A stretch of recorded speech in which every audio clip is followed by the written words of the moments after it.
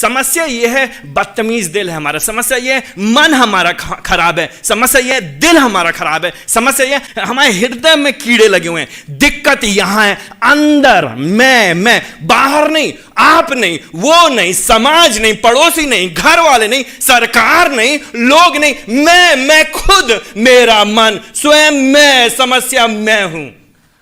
लेकिन हम लोग क्या कहते हैं? नहीं मैं ठीक, वो खराब, ये खराब, ये खराब, वो खराब, इसकी वजह से, उसकी वजह से, ऐसा हो गया था, ऐसा नहीं होना चाहिए था, अरे क्या बताएं, फंस गए थे। नहीं, मैं, मन, हृदय तो धोखा देने वाली वस्तु है, इसमें असाध्य रोग लगा हुआ है। इसको कौन समझ सकता है? क्या आप अपने आप को समझ सकते हैं? अरे इससे ज्यादा धोखा आप अपने आप को नहीं देंगे। अगर आप कहते हैं मैं जानता हूं अपने आप को, आप क्या जानते हैं अपने आप को? आप नहीं जानते अपने, मैं नहीं जानता अपने आप को। मुझे चाहिए दूसरों की आवश्यकता। इसीलिए यहां पे आगे चले, एक दूसरे को उत्साहित करते रहो, अपने आप को उत्साहित मत करो।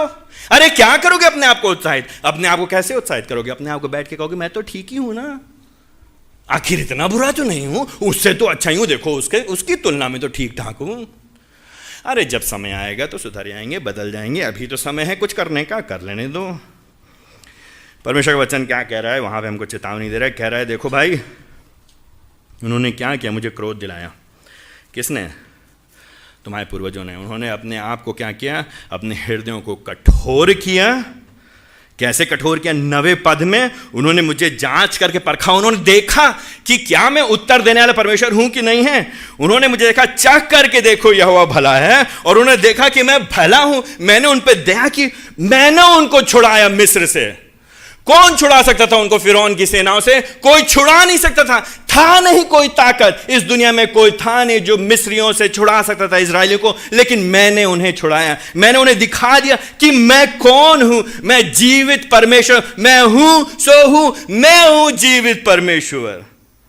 उन्होंने मुझे देखा, उन्होंने मुझे जांचा, उन्होंने मुझे परखा, उन्होंने मेरे कार्यों को देखा। 9वें पद में उन्होंने चमत्कार देखे भाई, उन्होंने आश्चर्य कर्म देखे। उन्होंने देखा लाल सागर, वो समुद्र बिखर गया 2 हिस्सों में, 2 टुकड़ों में बिखर गया। वो समुद्र का पानी रुक गया। किसने रोका? कौन कर सकता था उस समय? कोई बांध नहीं बनाया किसी सरकार ने, वहां पे कोई बांध बनाने की मशीन नहीं थी। यहोवा परमेश्वर ने तोड़ दिया समुद्र को 2 हिस्सों में, बिखेर दिया। उन्होंने देखा अपनी आंखों से। लेकिन दुष्टता देखिए, मनुष्य की प्रवृत्ति देखिए, पाप की, हमारे आपके हृदय की स्थिति देखिए। सत्य को जानने के बाद भी, अपनी आंखों से देखने के बाद भी, अपने मुंह से चखने के बाद भी, अपने हाथों से पकड़ने के बाद भी, अनुभव करने के बाद, सब कुछ देखने के बाद, क्या हुआ उनके हृदय?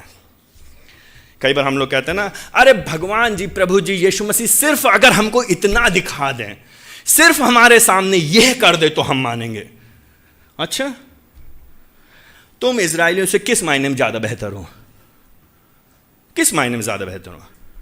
यीशु मसीह 2000 साल पहले इस संसार में आए, लोग सामने रहे, अंधों को उन्होंने आंखें दी, मुर्दों को चंगा किया, कोड़ियों को शुद्ध किया, मरे हुओं को जला दिया, पानी पे चले, आंधी तूफान को रोक दिया। लोगों ने देखा अपनी आंखों से, लोगों ने उनके हाथों से दी हुई रोटी खाई, लोगों ने उनके हाथों से दी हुई मछली खाई। फिर क्या किया उन्होंने? क्या किया उन्होंने यीशु मसीह का? आप और हम उनसे बेहतर हैं?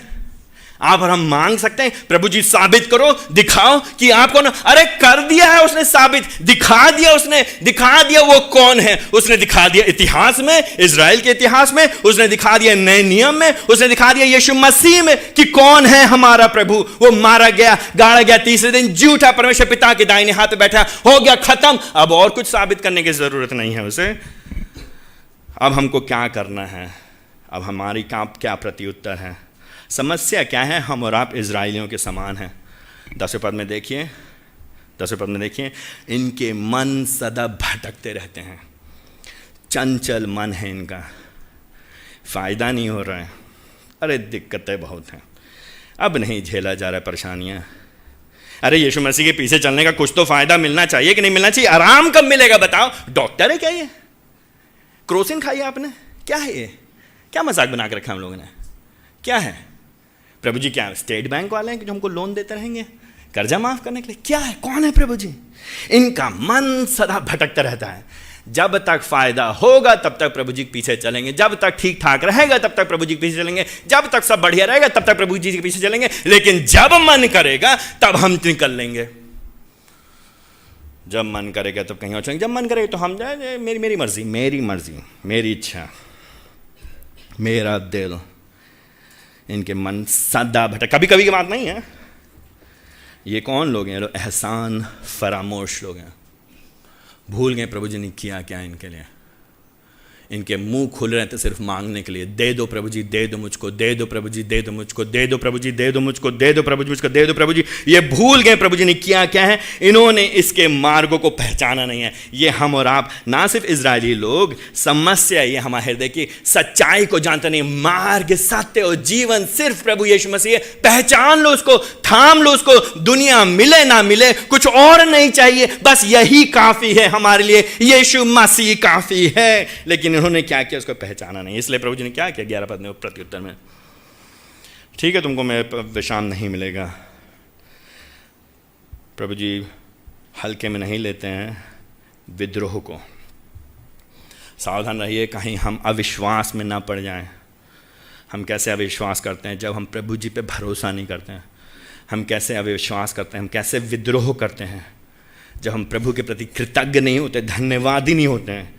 किस लिए कृतज्ञ नहीं होते हैं, किस लिए धन्यवादी नहीं होते? जो उसने हमारे लिए कर दिया है। उसने हमारे लिए क्या कर दिया है? उसने हमारी सबसे बड़ी, सबसे ज़रूरी, सबसे आधारभूत आवश्यकता को पूरा कर दिया है। उसके लिए जब हम धन्यवादी नहीं होते, कृतज्ञ नहीं होते, तो हम उन्हीं लोग के समान हैं जो हमेशा भटकते रहते हैं विद्रोह में, नहीं पहचानते उसके रास्तों को। प्रभु जी ना करे कहीं 11 पद के अनुसार हमारे आप के ऊपर भी वैसे ही प्रभु जी की प्रतिक्रिया पाई जाए। 12 पद में लेखक कहता है कि भाइयों सावधान रहो, हल्के में मत लो। मैं तुमको चेताना चाहता हूँ, कहीं ऐसा ना हो कि तुम्हारा मन दुष्ट और अविश्वासी हो जाए। तुम्हारे जो दुष्टता तुम्हारे अंदर है वो तुम्हारे पे हावी हो जाए। ऐसा तो प्रतीत होता था कि तुम्हें नया हृदय मिला है, लेकिन समय बता रहा है कि तुम्हें वास्तव में नया हृदय मिला नहीं। तुमने कहा तो था, बड़े जोर से कहा था कि 25 दिसंबर 2009 को 12 बजे मैंने उद्धारकर्ता करके यीशु मसीह ग्रहण किया था, लेकिन वो सच बात नहीं थी। तुमने सोचा था, वो केवल तुम्हारा भावनात्मक अनुभव था, क्योंकि सामने से प्रचार किया जाता है इसलिए तुम भावनात्मक होकर के रोने लगे थे, लेकिन हुआ नहीं था। तुम्हारा मन तो दुष्ट है और दुष्ट ही था और दुष्ट है अभी भी, बदला नहीं है। सच में प्रभु जी ने कुछ किया नहीं अभी तुम्हारे अंदर, तुम अभी भी अविश्वासी हो। इब्रानियों को कह रहा सावधान रहो भाई, कहीं तुम ऐसे ना हो जाओ, कहीं तुम्हारा मन ऐसा ना, तुम उनके जैसे ना हो जाओ और तुम धीरे धीरे धीरे धीरे करके प्रभु से दूर हो जाओ। मन की सुनोगे तो बर्बाद हो जाओगे। हम अक्सर लोगों से कहते हैं भाई अपने मन की ना सुना करो, अपनी ना सुना करो। आपका सबसे बड़ा दुश्मन आप है, मेरा सबसे बड़ा दुश्मन मैं हूं, मैं ही हूं मेरा सबसे बड़ा दुश्मन। मुझे प्रार्थना करनी चाहिए, बाहर वो प्रार्थना करनी, प्रभु जी मुझको मुझी से बचा लीजिए, प्रभु जी मुझको मैं से बचाइए, प्रभु जी मेरा मैं मरना चाहिए। समस्या यह कि मैं इतना बड़ा कि मैं के आगे कुछ और दिखाई नहीं देता। मेरी सहूलियत, मेरी इच्छा, मेरी खुशी, मेरी चाहत, मेरे सपने, मेरा प्रेम, मेरा प्यार, मेरा और मैं और मेरा और मैं और मैं, ये मैं और मेरा मन दुष्टता में फंस करके बर्बाद हो जाएगा और मुझे प्रभु जी से दूर लेकर के चला जाएगा। प्रभु जी कह रहे हैं यहां पे अपने वचन के द्वारा, सावधान रहो, सावधान रहो। 13 पद में, इसलिए अभी आज जो ये दिन है, आज का दिन अभी मौका है, कल के लिए मत रुको। ये मत कहो कल जब हम हो जाएंगे 65 साल के, जब हम रिटायर हो जाएंगे तो जवान भाइयों ये मत कहो अभी तो समय है मौज करने का, मत कहो। ये आज का समय है, अभी का दिन है। अभी तुमसे विनती कर रहे हैं जवान बहनों, जवान भाइयों और अधेड़ उम्र के लोगों, ये मत कहो जब हम कब्र में पड़े होंगे तब, अभी आज का समय है। क्या कह रहा है? एक दूसरे को प्रोत्साहित करो, तुम पश्चाताप करो और दूसरे को उत्साहित करो। उनसे विनती करो, उनसे कहो कृपया करके, उनके पीछे पड़ जाओ, उनको बार बार अलग अलग तरीके से उनसे विनती करो, उनको उत्साहित करो। कि संसार से मत प्रेम करो। सच बोलने से मत डरिए, सच बोलने से मत डरिए। मुंह की देख के मत बोलिए, मुंह की देख के मत बोलिएगा बहुत अच्छे हैं आप बहुत अच्छे, बहुत बढ़िया, विश्वास है आपका, बहुत बढ़िया चाहते हैं आप लगातार, बिल्कुल आते टाइम पे आते हैं, देखा भी मैंने, रजिस्टर देखा, पैसा देते हैं आप बहुत अच्छे हैं, बहुत बढ़िया, बहुत अच्छे हैं। कभी गाली नहीं देते आप, अपनी पत्नी को मारते नहीं आप कभी भी, टीवी बहुत कम देखते हैं, कभी कभी देखते हैं, दिन की धारावाहिक नहीं देखते, आप बहुत अच्छे हैं, बहुत बाइबल भी पढ़ते हैं आप बहुत अच्छे हैं। झूठ मत बोलो, झूठी तसल्ली मत दो एक दूसरे को। बाहरी दिखावटी खाली काम काफी नहीं है, ऊपर से बैंडेड लगा दोगे, अंदर तो सड़ा हुआ है भाई। कैंसर अंदर है, खोल के काटो फिर निकालो तब कुछ होगा, धागे बांधो तब कुछ होगा, दवाई लगानी पड़ेगी, ऑपरेशन करना पड़ेगा, चीरा फाड़ी करना पड़ेगा, समय लगेगा, कठोर हृदय बदलना पड़ेगा। एक दूसरे को उत्साहित करो, तो क्या होगा तेरा पद के अंत में? ऐसा ना हो कि पाप के छल में फंस के, धोखा है, पाप धोखेबाज है, पाप आपको फंसा लेगा। इससे पहले कि आप पहचानेंगे आपका आलस, आपका बेईमानी, आपका व्यभिचार, आपका विद्रोह, आपका परमेश्वर से प्रेम ना करना, आपकी मूर्ति पूजा, आपका स्वार्थ, आपका घमंड, आपका अभिमान, आपका पैसा, आपका भविष्य, आपकी पढ़ाई, आपका प्रेम, आपका कोई संबंध, आपकी इज्जत, समाज में मान, समाज में सम्मान, यह आपको फंसा लेगा, यह छल आपको फंसा लेगा। इसलिए क्या करना है हमको? 13 पद में एक दूसरे को उत्साहित करना। भाई भाई मत करो ऐसे, भाई मत लो विचार को हल्का, कामुकता के पाप में मत अपने आप को बेच दो। थोड़ी सी भूख, थोड़ी सी वासना को पूरा करने के लिए मत जाओ संसार के पीछे। थोड़ी सी वाहवाही पाने के लिए मत सुनो लोगों की, थोड़ी सी लोगों की इज्जत पाने के लिए मत जाओ संसार में। कहीं ऐसा ना हो कि तुम संसार में पढ़ करके, पाप के छल में पढ़ के, ये धोखा है संसार, शैतान और शरीर, ये फंसाने के, कहीं पढ़ करके तुम कठोर ना हो जाओ। कोई फर्क ही नहीं पड़ता है, बोलो चाहे जितना बोलना है, कठोर ना हो जाओ। पत्थर, एक पत्थर लीजिए आप, चिकना पत्थर, आप पहाड़ों में जाते हैं या कभी भी कोई भी पत्थर लीजिए आप, उठाइए उसको अपने घर में किसी बाल्टी में ला करके रख दीजिए उसको, बाल्टी में रोज ठंडा पानी डालिए उसको उसमें, और भरे रहने दीजिए उस पत्थर को। 1 महीने पड़ने दिए, 1 साल पड़ने दिए, आप जितने साल रखना चाहते हैं उस पत्थर को पड़े रहने दिए। जब आप उसको निकालेंगे और उसको आप तोड़ेंगे तो अंदर सूखा होगा, अंदर कुछ नहीं होगा, कोई असर नहीं। ऊपर ऊपर से सुना है, गीले भी हो गए हैं, साथ में रहे भी हैं, जानते भी हैं, भाषा सीखे, प्रभु जी से प्रेम करते हैं हम, हमारा नया जन्म होता है। मैंने प्रभु को उस दिन पाया था, ये वाला पद सुना था मैंने बपतिस्मा लिया, सुसमाचार, सच्चा सुसमाचार हम विश्वास करते हैं, हम भाषा सीख जाते हैं, हम व्यवहार करने लगते हैं जैसे कि मानो कि हम सच में मसीह हैं। यहाँ का लेखक कह रहा है, भाइयों सावधान रहो, एक दूसरे को प्रोत्साहित करो, पाप के छल में मत पड़ो, पाप के छल में फंस जाओगे, धोखे में पड़ जाओगे तो तुम कठोर हो जाओगे। क्यों कठोर होगे? क्योंकि तुम हो ही कठोर, क्योंकि तुम्हारा नया जन्म हुआ ही नहीं है, क्योंकि तुमने प्रभु को जाना ही नहीं है, तुम केवल धोखा दे रहे थे, तुम सोच रहे थे। वो याद है ना आपको, हमने, आप लोग बाइबल में जानते हैं, यीशु मसीह ने कहानी सुनाई है, वो बीज बोने वाले की। बीज एक ही है, बीज बोने वाला निकला, एक सड़क पे पड़ा, एक पथरीली भूमि पड़ा, एक झाड़ी में पड़ा और एक अच्छी भूमि पड़ा। सड़क पे जो पड़ा, चिड़िया तुरंत, कौवा तुरंत आया, खा के चला, निकले, खटाक से लेके चला गया। पथरीली भूमि चला, हल्का सा था, तुरंत मर गया, जगह ही नहीं मिली, मिट्टी मिली। अच्छी भूमि थी लेकिन ऊपर झाड़ियाँ थी, तुरंत थोड़ा सा बढ़ा लेकिन दब गया वो। लेकिन चौथा बढ़ा और फल लेके आया, 60 गुना, 40 गुना, 100 गुना। बाकी 3 भूमि बेकार भूमि थी। दूसरी और तीसरी, खास तौर से तीसरी ऐसी लगी मानो कि उसमें पौधे हो रहे हैं, उसमें पेड़ भी, उसमें पौधा उगा भी, हरियाली दिखाई भी दी और उसमें लगा कि कुछ हो रहा है, लेकिन आखिर में तो कुछ समय बाद वो दब के चला गया। असली बचा केवल आखिरी, जो फल लेकर के आया। क्यों? हृदय बदल गया। अगर हृदय नहीं बदला, अगर हृदय पत्थर का है, तो हो सकता है कुछ समय के लिए लगता है, प्रतीत होता है, क्योंकि संगति में तो है, पानी में है तो पानी में है, छपाका मारे, सब लोग मारे तो हम भी मारे, हम भी गीले तुम भी गीले, हम साथ में लगे हुए हैं, साथ में हम ये जय जय यीशु नाम गाओ भैया, यीशु नाम, कोई और नहीं, यीशु तेरा नाम सबसे उत्तम। फिर वहां जाओ तो दूसरा किसी का नाम और उत्तम। क्या हुआ क्या? पाप के छल में किसी ने बोला नहीं आपसे। क्यों नहीं बोला किसी ने आपसे? क्योंकि हमने बोलने नहीं दिया किसी को। क्यों नहीं बोलने दिया आपको? मेरा व्यक्तिगत मामला है, दूर रहना, पास ना आना मेरे। 420 वोल्ट का करंट क्या है? यहाँ पे 12,000 वोल्ट का करंट लगा है भैया यहाँ पे। मेरे घर के इर्द गिर्द नजर ना आना, मेरे को मत बोलना, क्या बोलना है, ना मेरे बच्चों को बोलना, ना मेरे घर वालों को बोलना, मैं जो हूं सो हूं बस। ओह, यीशु नाम गाने में तो बड़ी तेजी से गाते हो, हाथ बहुत तेजी से उठाते हो, क्या बात है, आंसू भी बहुत तेजी से टपकाते हो, और बहुत देर तक प्रार्थना भी करते हो, बाइबल खूब पढ़ते हो। लेकिन क्या है यहाँ पे, क्या हो रहा है? एक दूसरे से कोई मतलब ही नहीं है। यहाँ पे देख रहे इब्रानियों को जो लिखा क्या, व्यक्तिगत बात नहीं कर रहा मसीह जीवन में, एक दूसरे से सामूहिक। लेकिन एक दूसरे में मतलब क्या है भाई?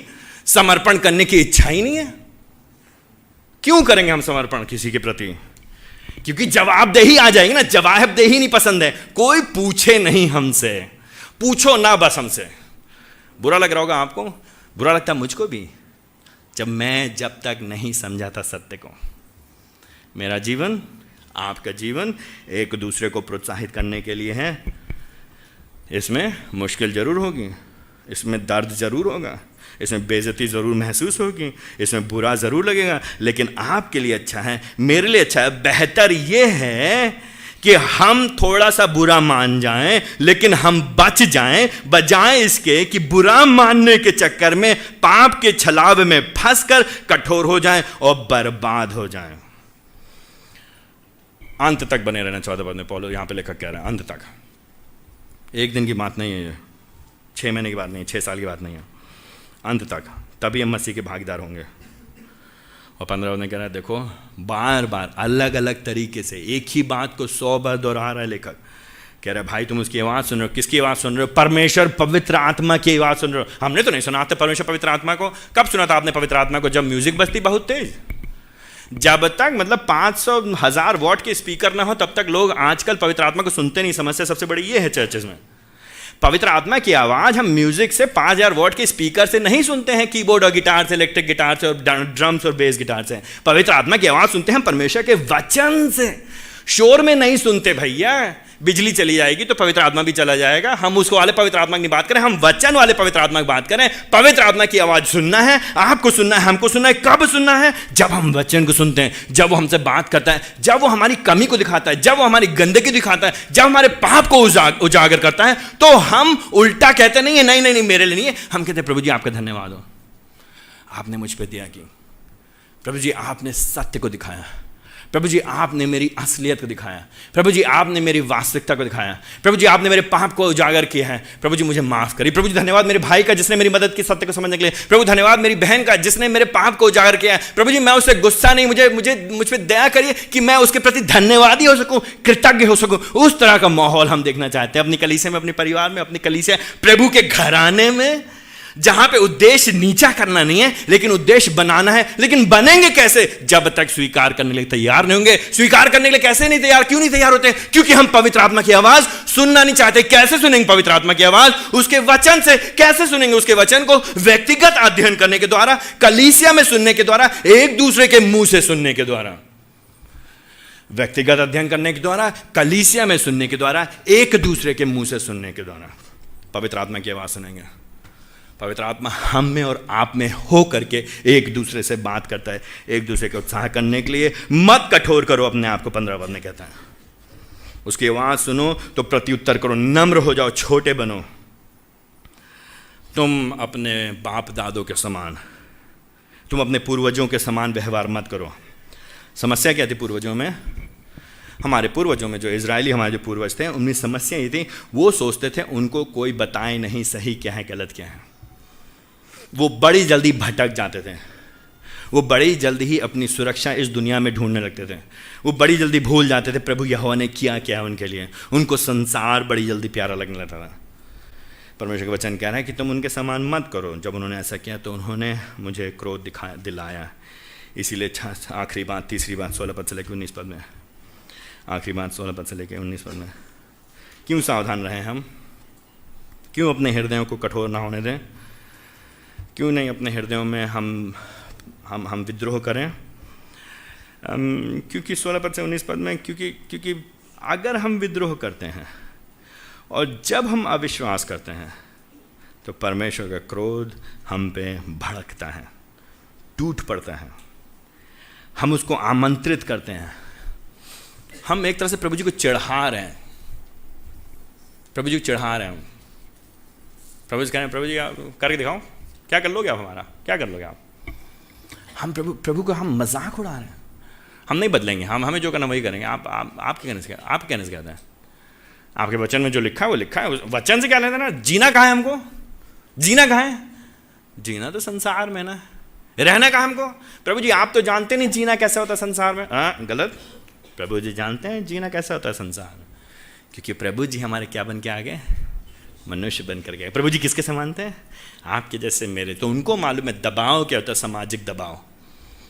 उनको मालूम है प्रलोभन क्या होता है, उनको मालूम है परीक्षाएं क्या होती हैं, उनको मालूम है विरोध क्या होता है, उनको मालूम है गरीबी क्या होती है, उनको मालूम है अकेलापन क्या होता है, उनको मालूम क्या है धोखा क्या होता है। प्रभु जी जानते हैं। तो आप और हम ये नहीं कह सकते प्रभु जी आप नहीं जानते हैं, तो वो तो गलत है, वो तो सही नहीं है। और साथ ही साथ जब हम और आप जबरदस्ती जानने के बाद भी सत्य को सुना है, सत्य को जाना है, सत्य को चखा है, सत्य को देखा है, उसके आश्चर्य कर्मों को देखा है। सबसे बड़ा आश्चर्य कर्म प्रभु जी का हमने ये देखा है कि प्रभु जी मनुष्य बन गए। इससे बड़ा आश्चर्य कर्म क्या होगा भैया, इससे बड़ा अचंभव क्या होगा। मत मांग करो चमत्कार की, प्रभु जी से कर दिया प्रभु जी ने चमत्कार। परमेश्वर मनुष्य बन गया, और ना सिर्फ परमेश्वर मनुष्य बन गया, लेकिन परमेश्वर मनुष्य बनने के साथ ही साथ हमारे लिए, मेरे लिए, आपके लिए, वो लोग जो उस पर विश्वास करते हैं उनके पापों के लिए वो क्रूस के ऊपर चढ़ गया। परमेश्वर क्रूस के ऊपर चढ़ गया मनुष्य रूप धारण करने के बाद, अब वो मर गया मेरे लिए, आपके लिए, हमारे लिए। क्यों मर गया मेरे लिए, हमारे लिए, आपके लिए, हमको और आपको पापों से बचाने के लिए हमारी कीमत चुका दी पापों की। उसने पापों का दंड हमारे ऊपर से हट गया। परमेश्वर पिता का क्रोध शांत कर दिया, हमें परमेश्वर पिता से मिला दिया। ये कर दिया उसने आश्चर्य कर्म, हमने देखा और फिर उसके अनुभव को, उसके अनुग्रह को हमने अपने जीवन में अनुभव किया। हमने उसके अनुग्रह को, उसके आश्चर्य कर्म को पिछले 2000 साल से हम कलीसिया में अलग अलग लोगों के जीवन में देख रहे हैं। प्रभु जी का संसार में आना एक बहुत बड़ा आश्चर्य कर्म है, और आज के समय में एक बहुत बड़ा आश्चर्य कर्म यह है कि लोग पापों से बचाए जाते हैं, यीशु मसीह पे विश्वास करते हैं, नए बनाए जाते हैं। इससे बड़ा चमत्कार, इससे बड़ा पराक्रम कोई और नहीं है। तो हमने देखा, हमने सुना, हमने जाना, लेकिन उसके बाद भी क्या है, जब विद्रोह किया, जब अविश्वास किया तो क्या हुआ। जैसे 16 पद में पुराने नियम में लोगों ने प्रभु जी क्या दिया, उन्होंने क्रोध दिलाया। किन लोगों ने सुनकर क्रोध दिलाया, सुन करके वो लोग सुन्न हो गए। परमेश्वर का संदेश सुन करके उनके मन धीरे धीरे करके सुन्न हो गए। परमेश्वर के वचन सत्य को सुन करके कहीं आपके मन और मेरे मन सुन्न ना हो जाएं। इन्होंने क्या किया, उन्होंने सुन करके सुन्न हो गए। तो प्रभु जी को क्रोध दिलाया, प्रभु जी का क्रोध भड़का। प्रभु जी बाइबल के परमेश्वर, प्रभु जी दयालु परमेश्वर हैं। उन्होंने अपनी दया दिखा दी यीशु मसीह में, उनको इस क्रूस पे चढ़ाने के द्वारा, मारने के द्वारा, जीवित करने के द्वारा कर दिया हो। उनकी दया हुई कि उन्होंने हमको बचा लिया, हमको नया जीवन देते हैं। लेकिन प्रभु जी क्रोधित परमेश्वर भी, प्रभु जी क्रोध के पाप को छोड़ेंगे नहीं। प्रभु जी ये बात सोच लीजिए, या तो ये नाटक है, ड्रामा है, फर्जी की बात है, धोखा है, झूठ है, फरेब है, पाखंड है। या तो ये नाटक है, धोखा है, फरेब है, झूठ है, ड्रामा है, हम लोग पाखंड कर रहे हैं। यहाँ पे आप साथ में हमारे आप भी मिले हुए हैं, हम सब मिल करके चोर मौसेरे भाई। या तो हम लोग सब लोग चोर हैं, आप भी चोर हैं, हम भी चोर हैं, हम सब धोखा का जीवन जी रहे हैं। या तो ये सत्य है, अगर ये सत्य है, ये सच है, तो प्रभु जी क्या करेंगे आपका मेरा, क्या करेंगे आपका मेरा, क्या करेंगे हमारा आपका। लेकिन यहां पे क्या लिखा है, क्रोध दिलाया प्रभु जी। प्रभु जी ने कहा कोई बात नहीं, कोई बात नहीं, कोई बात नहीं, आदमी है, हो जाता, कोई बात नहीं, इट्स ओके, कोई बात नहीं। प्रभु जी क्या कहा, कौन है ये लोग? देखिए 16 पद में, क्या वे लोग नहीं जो मूसा की अगुवाई में निकले थे? उनको मिला कैसा अगुआ था? उत्तम अगुआ। कौन था इनका अगुआ? मूसा।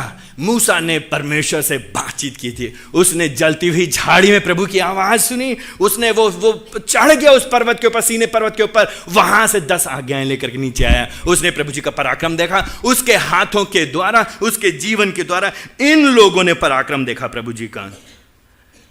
फिर भी क्या हुआ इन लोगों के साथ? 17 पद में देखिए, प्रभु जी का क्रोध इनके ऊपर बना रहा। क्यों बना रहा प्रभु जी का क्रोध?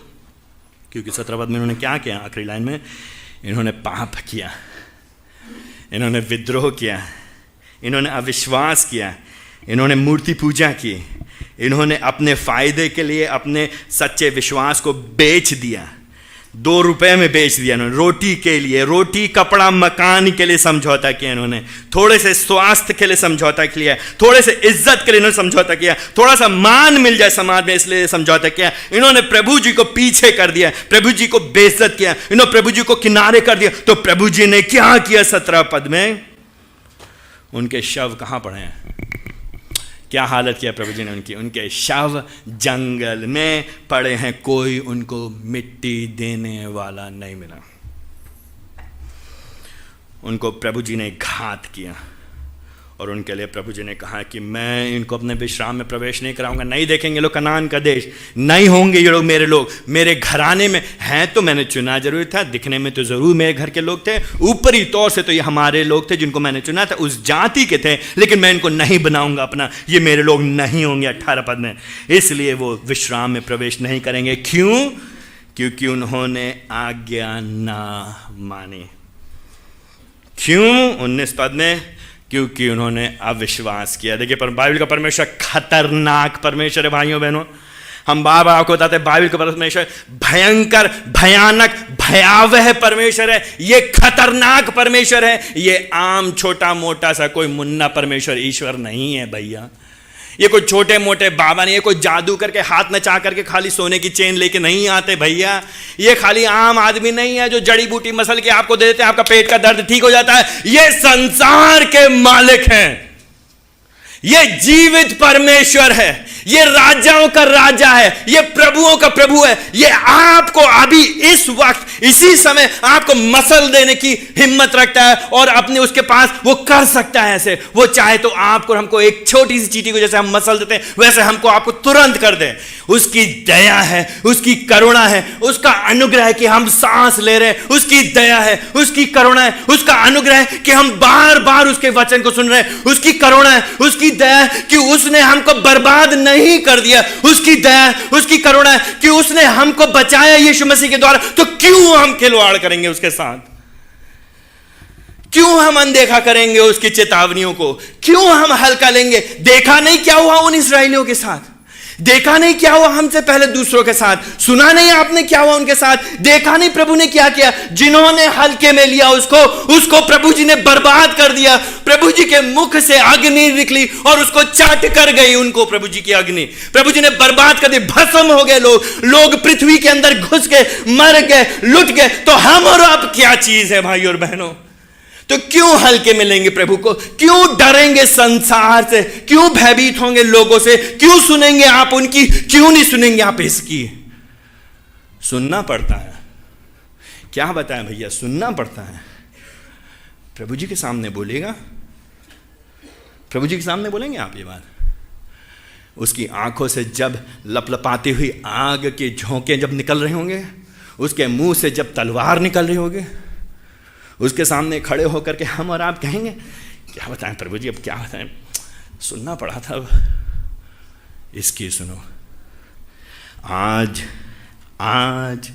तुम उसकी आवाज सुनो। अविश्वास और विद्रोह परमेश्वर के क्रोध को लेकर के आएगा, उसको न्योता देगा, उसको आमंत्रित करेगा।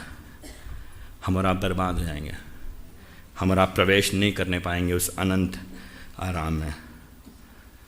मत हल्के में लीजिए उसको। हो सकता है आज की सुबह आप यहाँ पे और आप कहें कि मैं यीशु मसीह को महान मानता हूँ। हो सकता है आप मूसा को, यीशु मसीह को छोड़ के मूसा के पीछे नहीं चले जा रहे हैं। हो सकता है आप यीशु मसीह को छोड़ के दूसरे ईश्वर के पीछे भी नहीं जा रहे हैं अपने विचारों में। हो सकता है आप कह रहे हैं कि नहीं हम जानते हैं यीशु मसीह प्रभु हैं, मेरे नाना जाते थे प्रभु के पीछे, मेरे दादा जाते प्रभु के पीछे, मैं भी जाता हूँ प्रभु के पीछे, बिल्कुल जाऊँगा, क्यों नहीं जाऊँगा। मर जाएंगे, खून का हर एक कतरा बहा देंगे, लेकिन यीशु मसीह को नहीं छोड़ेंगे। लेकिन आप अपने विचारों में सोचें, अपनी सोच में, अपने दिनचर्या में, अपने प्रतिदिन के निर्णयों में, अपने प्रतिदिन के प्रश्नों के उत्तरों में, क्या हम और आप अक्सर जिस तरह के निर्णय करते हैं स्पष्ट नहीं कर देते हैं कि हम यीशु मसीह से ज़्यादा दूसरी चीज़ों पे भरोसा करते हैं और दूसरी चीज़ों पे अपनी आशा को लगा के रखें? क्या हम और आप अक्सर प्रलोभित नहीं होते हैं कि हम परमेश्वर पवित्र आत्मा की आवाज़ को वचन में ना सुन करके संसार की ज़्यादा सुने? क्या हम स्वयं की ज़्यादा नहीं सुनते हैं, हम अपने अनुसार नहीं चलते हैं? क्या हम अपने पड़ोसियों, अपने इज्जत करने वाले लोगों के अनुसार नहीं ज़्यादा चलते हैं? क्या हम और आपके सामने प्रलोभन नहीं कि हम अपने हृदयों को कठोर कर रहे हैं? कहीं हम अपने हृदय को कठोर करने के द्वारा प्रभु जी को उकसा तो नहीं रहे क्रोध करने के लिए? किस तरह से आप प्रभु जी को उकसा रहे हैं क्रोध करने के लिए? किस तरह से आप और हम अपने जीवन में प्रतिदिन, पिछले सप्ताह, पिछले महीने में अविश्वास में हम शामिल हुए? कैसे हमने समझौता किया? इन प्रश्नों का उत्तर मैं नहीं दे सकता, आप ही को देना पड़ेगा। आप लोग, जो लोग महिलाएं जो घर में रहती हैं, कैसे अपने जीवन से दिखा रहे हैं कि आपका हृदय कठोर हो रहा है?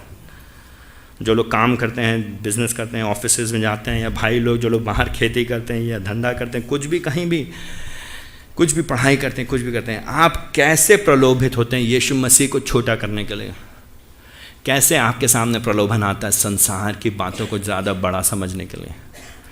कैसे आप सुन सुन करके सुन्न होते चले जाते हैं और उसको अनदेखा करते हैं और संसार की ओर खींचे चले जाते हैं, और रोटी कपड़ा मकान और संसार, शैतान और शरीर से ज़्यादा प्रभावित होते हैं, प्रलोभित होते हैं और उसके लिए जीने के लिए प्रयास करते हैं?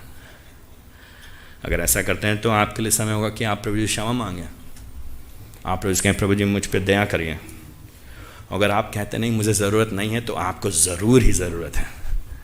आप खतरनाक स्थिति पे पहुंच गए। हम में से प्रत्येक जन को ये कहने की जरूरत है, प्रभु जी मुझ पर दया करिए। परमेश्वर पवित्र आत्मा मेरे पापों को उजागर करिए।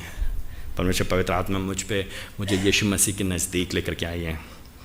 प्रभु जी मैं यीशु मसीह की आवाज़ को ना नकारूं।